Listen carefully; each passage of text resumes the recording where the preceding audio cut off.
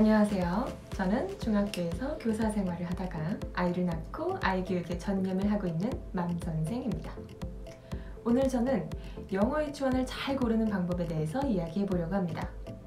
우선 오늘의 컨텐츠를 본격적으로 시작하기 전에 본 채널의 목적을 간단히 말씀드리고 시작을 할게요.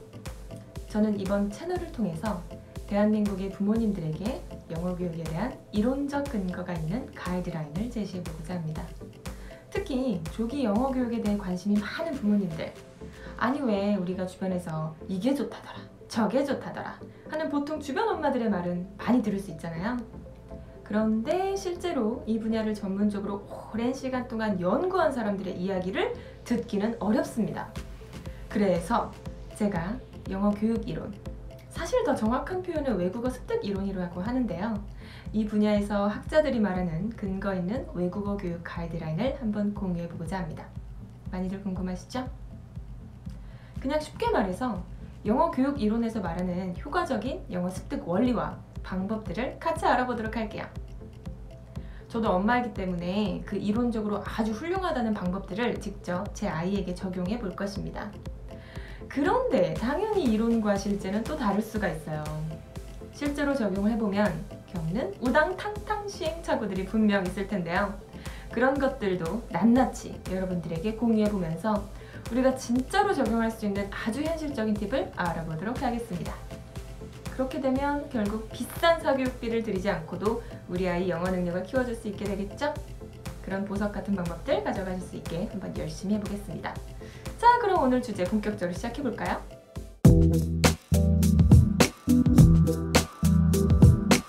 네, 자 그럼 말씀드렸듯이 오늘은 영어 유치원을 잘 고르는 방법에 대해서 이야기해보려고 해요. 부제가 있어요. 이런 영유는 꼭 보내세요 입니다. 궁금하시죠? 최고의 영유란 어떤 곳일까요? 부모님들이 정말 관심이 많으시죠? 일반 유치원이냐, 영어 유치원이냐 고민하시는 분들도 많고, 자, 그래서 제가 현재 경험과 동료 교사, 친구들의 자문을 받아서 조언을 좀 드려보도록 할게요. The best 영유는 바로 이런 곳입니다. 북소리. 네, 제일 좋은 영어 유치원은요, 원내 모든 교사진이 유아교육을 전공한 선생님들로 되어 있는 경우입니다. 모든 교사진이라고 했어요. 원어민 선생님들도 포함. 네, 이런 경우에는요, 영어 유치원이라는 이름에 맞게 유아교육을 영어로 하면서 제대로 된 몰입교육을 할 수 있거든요. 그런데 사실상 영어 유치원은 영어 학원이에요. 아시죠? 학원에서 유치부 형태로 운영하는 것이죠. 유아교육기관이 아니라는 거예요. 그리고 원어민 교사들의 경우 유아교육을 전공한 선생님들이 많지도 않고요. 솔직히 원어민 선생님들은 한국 아이들에게 내가 무슨 교육을 한번 해보겠다 하고 오시는 분들은 별로 없어요. 그냥 다른 개인적인 이유들로 한국에 오시는 분들이 많죠. 물론 일자리가 필요해서 영유에 취업하시는 분들도 괜찮은 분들 많습니다. 그러나 그렇지 않은 원어민 교사가 정말 많기 때문에 저는 우리 아이를 만날 가능성 있는 모든 선생님들의 전공, 경력, 자질까지 꼼꼼하게 확인할 거예요. 제가 하는 얘기 무슨 얘기인지 아시겠죠?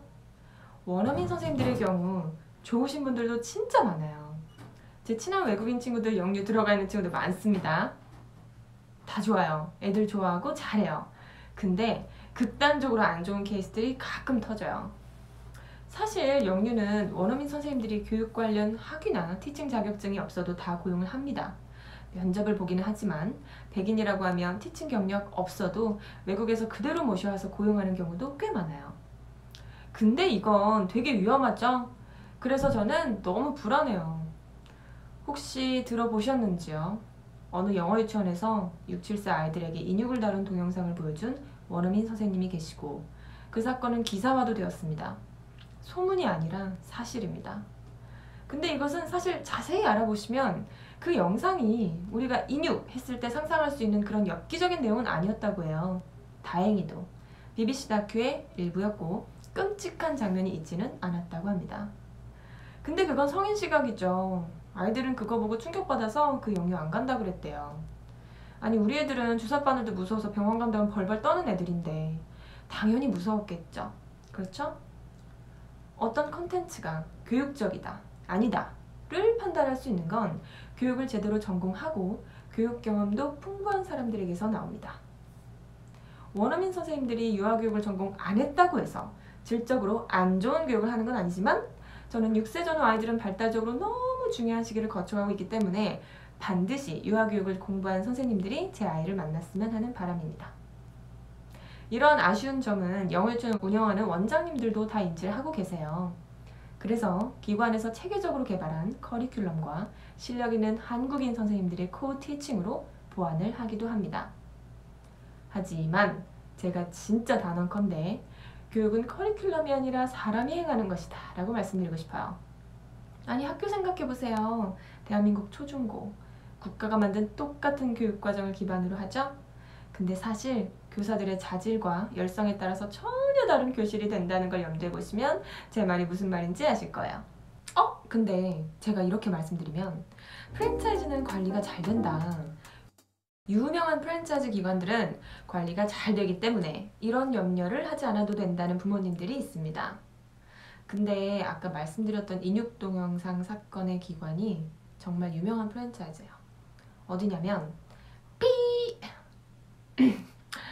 자, 여러분, 능력 있는 교사가 소신 있게 올바른 교육 철학 가지고 마음껏 교육 활동을 펼칠 수 있는 기관이 좋은 교육기관입니다.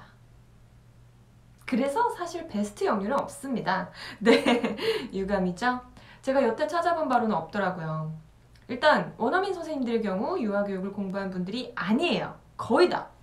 또 간혹 터지는 영유에서의 불미스러운 사건, 사고를 생각해보면 원장님이 관리한다고 해서 이게 100% 방지되진 않더라고요.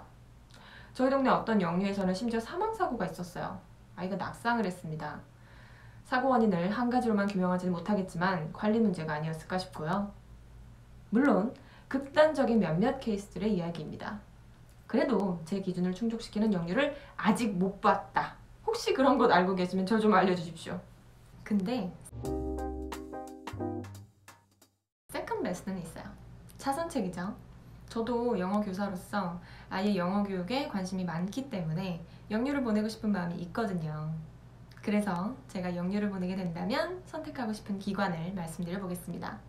지금부터는 개인적인 의견이 더 들어가니 참고 부탁드려요. 네, 저는 영어 유치원을 보낸다면 원장님과 한국인 교사들이 모두 유아교육을 전공하고 유아교육 분야에서의 실제 경험이 많은 기관을 선택할 거예요. 그리고 기준 하나 더 있어요. 그 중에서도 영어를 자연스럽게 픽업하게 해주는 소위 놀이식 영유를 저는 선택하고 싶습니다. 저는 학습식 영유는 절대 안 보낼 거예요. 학습식 영유도 장점이 있고 주변에서 아무리 효과가 좋다고 해도 학습식은 절대 선택하지 않을 것입니다. 학습식이라는 말부터 저에게는 거부감을 불러일으키는데요. 조기 영어 교육의 목적과 원리에 맞지 않아요. 세계적인 언어학자인 크러쉬는 이런 말을 했죠. 외국어는 다량의 유의미한 인풋에 노출시켜주고 자연스럽게 상호작용을 하면서 습득하게 하면 아웃풋으로 나온다. 그래서 영어는 우리가 다른 교과목처럼 공부하는 학문이 아니기 때문에 영어를 학습시킨다는 것 자체가 일단 전 싫고요.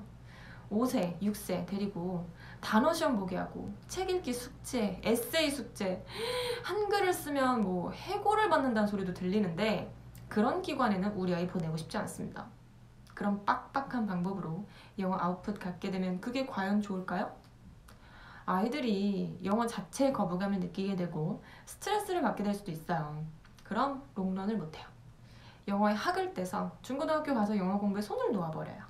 그때 가서는 진짜 학습인데 큰일 나죠. 아유, 저 선생님 모르는 소리 하시네. 어렸을 때부터 학습식으로 공부한 아이가 커서도 그렇게 공부를 한다고요. 엉덩이 힘을 길러줘야 한다고요. 이런 이야기를 엄마들이 많이 하시더라고요. 엉덩이 힘을 길러줘야 된다고도 하는데 저는 오히려 현직 교사였을 때 바로 그 엉덩이 힘 있던 애들이 갑자기 이탈하는 경우 꽤 많이 봤습니다. 전교회장 하면서 특 먹고 가고 승승장구하던 학생들이 갑자기 고3 돼서는 공부 안 하고 오토바이 타고 비행 행동을 하더라고요. 물론 다 그런 것은 아닙니다. 그러나 그렇게 일찍부터 학습 습관 잡아주려고 과하게 애를 잡는다면 리스크가 있다는 것. 아이한테 엉덩이 힘 키워주는 게 좋은 것만은 아니라는 걸 꼭 말씀드리고 싶었어요. 그러니까 아웃풋 안 나온다고 걱정하지 마시고 조급해하지 마시고 놀이식 영유 보내십시오. 예를 들어 메이플베어라는 것이 뭐 대표적인 놀이식 영유라고 하는데요. 기타 다른 놀이식 영유 많이 있죠. 그리고 놀이식 영유 보내는데 가성비 안 나온다 싶으면 그냥 영유 보내지 마세요. 일반 유치원 보내세요. 그리고 방과 후에 집에서 엄마가 영어 육아 해주세요. 엄마표 영어.